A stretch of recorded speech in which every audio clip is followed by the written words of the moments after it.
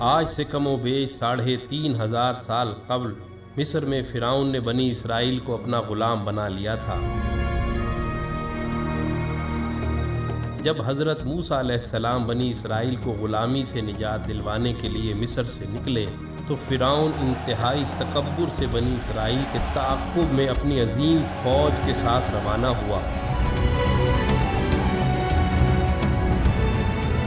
لیکن جب وہ ان کے قریب پہنچا تو اللہ کے حکم سے آسمانی آگ نے اس کا راستہ روک لیا۔ اس وقت حضرت موسیٰ علیہ السلام نے سمندر میں اپنا عصا مارا تو بحر قلزم 2 حصوں میں تقسیم ہو گیا اور لاکھوں کی تعداد میں بنی اسرائیلی سمندر کے درمیان بننے والے اس عظیم راستے سے گزر گئے۔ اور جب فرعون کی فوجوں نے اس خشک راستے سے گزرنا چاہا تو اللہ نے سمندر کو آپس میں ملا کر ان کو غرق کر دیا۔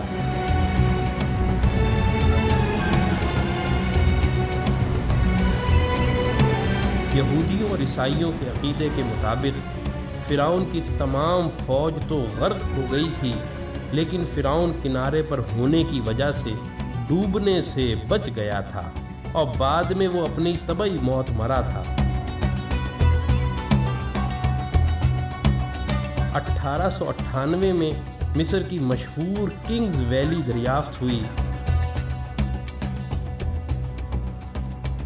جہاں مختلف مقبروں میں فرعون سمیت دیگر کئی بادشاہوں کی حنوط شدہ لاشیں دریافت ہوئیں۔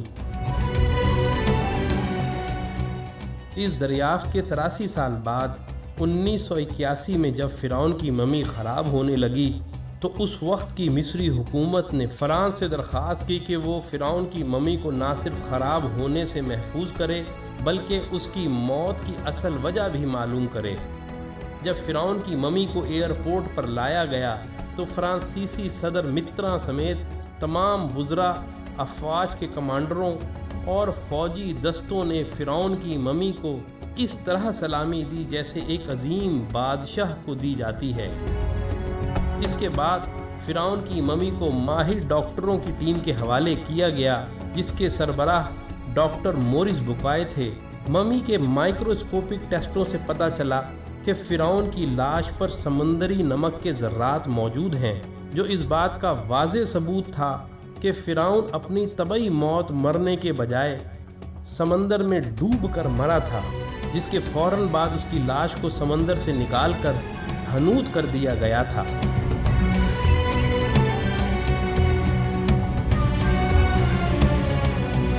جب ڈاکٹر مورس بوکائے آخری رپورٹ مرتب کر رہے تھے تو ان کو بتایا گیا کہ مسلمانوں کی مقدس کتاب قرآن مجید میں لکھا ہوا ہے کہ اللہ نے فرعون کو غرق کر کے اس کی لاش کو عبرت کے لیے محفوظ کر دیا تھا۔ یہ سن کر ڈاکٹر مورس بوکائے اس قدر حیران ہوئے کہ حقیقت حال جاننے کے لیے مصر روانہ ہو گئے۔ مصر میں ایک مسلمان سائنسدان نے فرعون کی موت کے حوالے سے قرآن کی درج ذیل آیات ان کو پڑھ کر سنائیں، اور ہم نے بنی اسرائیل کو سمندر پار کر دیا تو فرعون اور اس کے لشکر نے سرکشی اور تعدی سے ان کا تعاقب کیا، یہاں تک کہ جب وہ سمندر میں ڈوبنے لگا تو کہنے لگا کہ میں اس خدا پر ایمان لاتا ہوں جس پر بنی اسرائیل ایمان لائے ہیں۔ اللہ نے فرمایا، تو اب ایمان لاتا ہے حالانکہ تو پہلے نافرمانی کرتا رہا اور مفسد بنا رہا، تو آج ہم تیرے بدن کو سمندر سے نکال کر محفوظ کر لیں گے تاکہ تو بعد کے لوگوں کے لیے عبرت بن جائے۔ ان آیات کو سن کر انتہائی حیرت کے عالم میں ڈاکٹر مورس بوکائے کہنے لگے،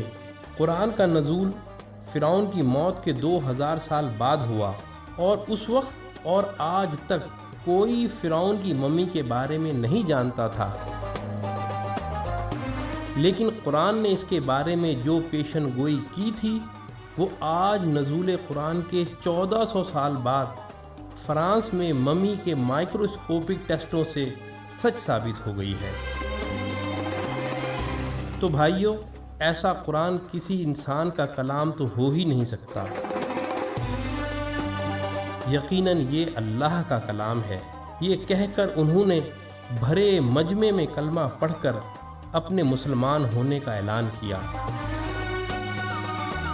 یہی وہ ڈاکٹر مورس بکائے ہیں جن کی مشہور زمانہ کتاب